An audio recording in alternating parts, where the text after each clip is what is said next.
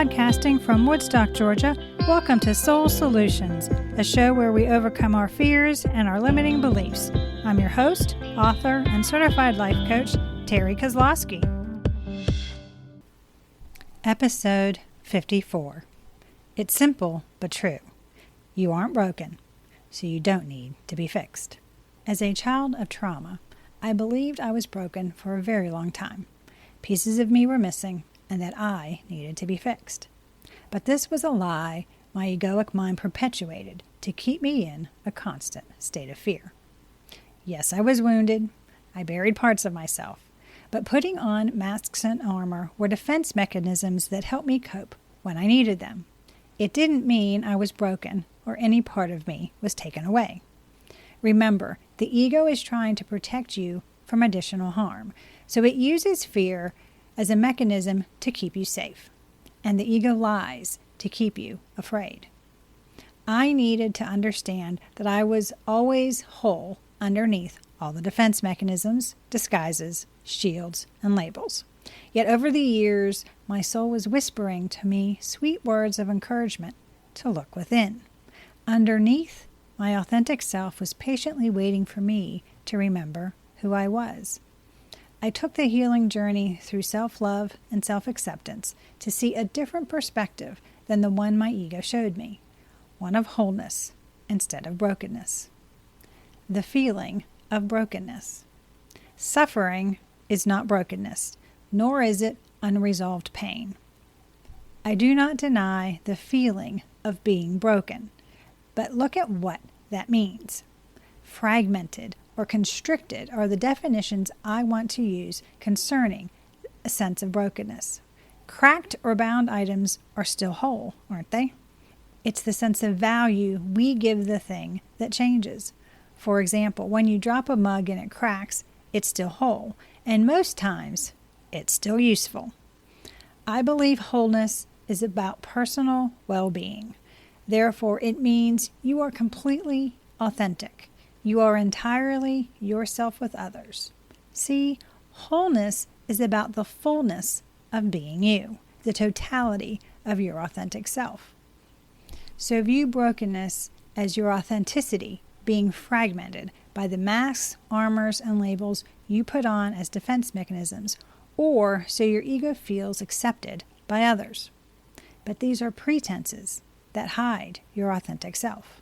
So where you are fragmented are the places that your authentic self shines through. These areas that seem broken are in fact an opportunity for you to shed disguises and make room for your authenticity to emerge.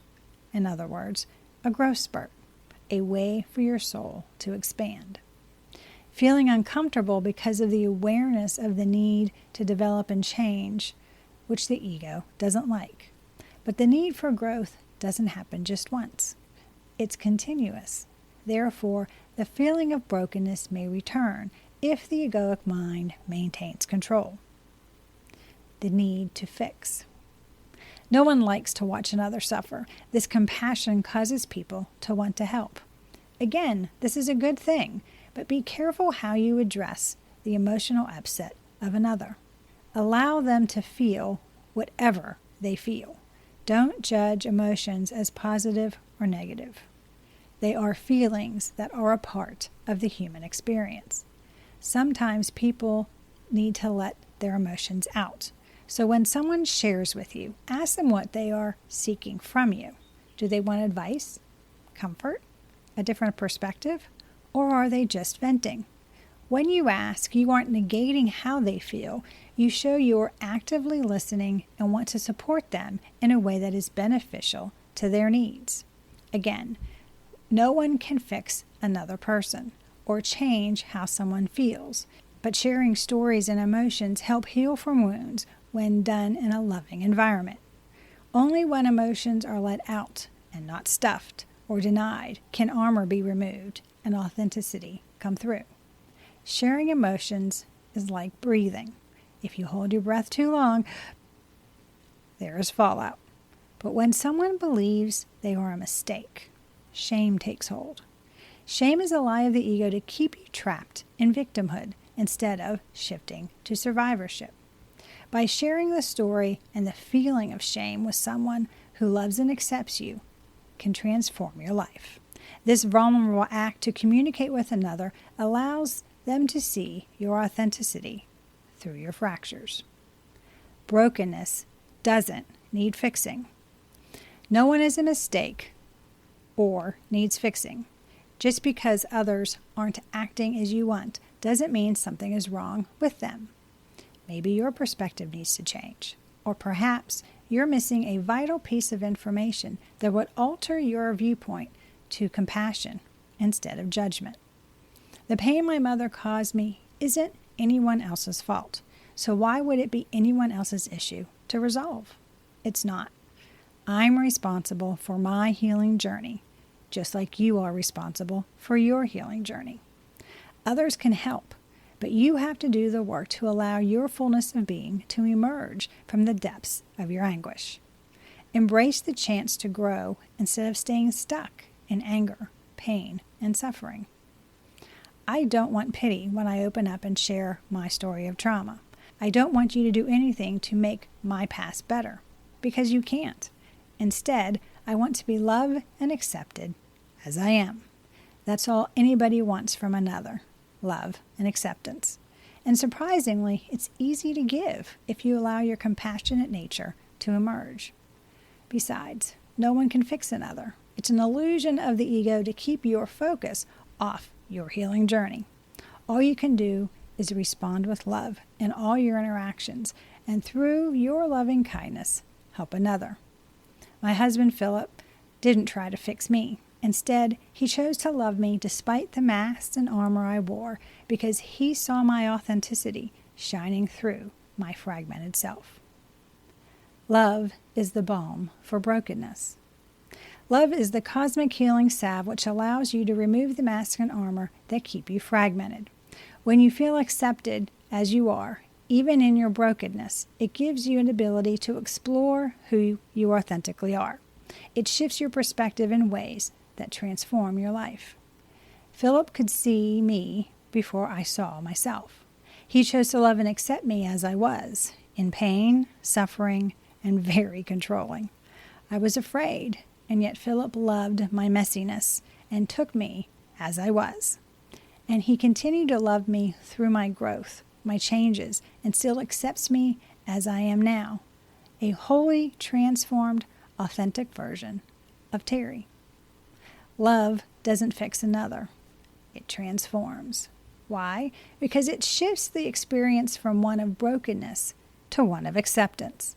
The power of a loving gesture or a kind word is immense when self-acceptance is difficult. When there is another loving you despite your fragmentedness, it shows that someone sees your wholeness, even if you don't. It's proof that someone has faith in your ability to become your authentic self. Philip saw my wholeness even though I felt I was shattered. He saw my authentic being shining through my fractures, and as I went on my healing journey, he continued to love me as I changed, grew, and developed into my whole authentic self. Moving forward to wholeness.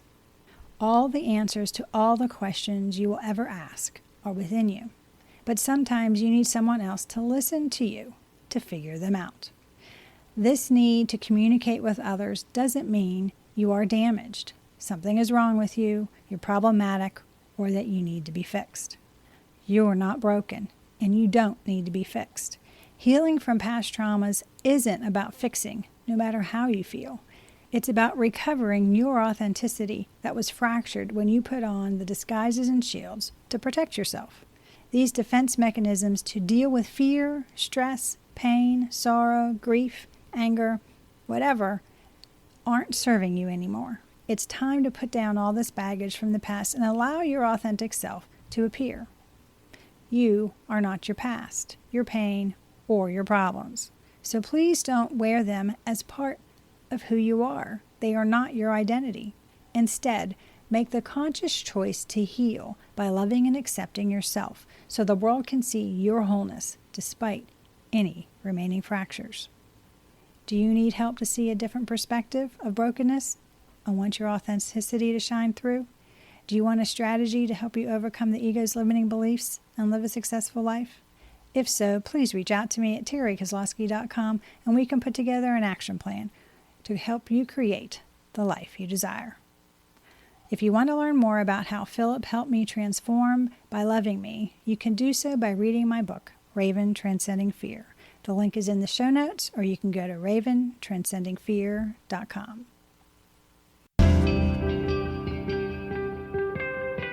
Thanks for listening to Soul Solutions with Terry Kozlowski. If you'd like the show and want to learn more, check out terrykozlowski.com, where you can find the links to everything we talked about in this episode.